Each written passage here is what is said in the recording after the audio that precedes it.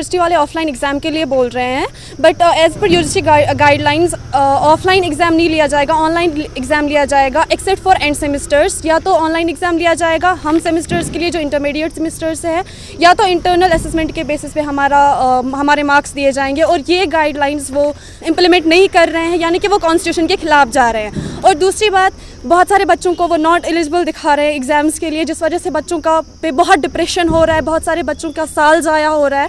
और अगर हम देखेंगे यूजीसी गाइडलाइंस के हिसाब से कि जो एग्ज़ाम्स है ऑनलाइन क्लासेस जो है वो वॉलंटियर बेसिस पे होंगे, कंपल्सरी बेसिस पे नहीं होंगे। बहुत सारे बच्चे क्लासेस नहीं दे पाए क्योंकि उनके डिफरेंट रीज़न थे, बट फिर भी उनको नॉट एलिजिबल दिया गया। और ये भी हमारा इसमें बात चल रही है। हम चाहते हैं कि यूजीसी गाइडलाइंस को इम्प्लीमेंट किया जाए, हमारे एग्ज़ाम्स या तो ऑनलाइन लिए जाए या तो इंटरनल बेसिस पे हमारे मार्क्स दिए जाए, और जिन बच्चों को भी नॉन एलिजिबल दिया गया है उनको एलिजिबल किया जाए एग्ज़ाम के लिए, ताकि वो डिप्रेशन से बाहर आए और उनका साल भी ज़ाया ना हो। अगर हमारी क्लासेस ऑनलाइन हो रही है तो हमारी एग्ज़ाम्स के टाइम कोविड की गाइडलाइंस कैसे फॉलो होंगी? तो हमारे एग्ज़ाम्स ऑफलाइन क्यों हो रहे हैं? वो भी तो फिर ऑनलाइन होनी चाहिए ना।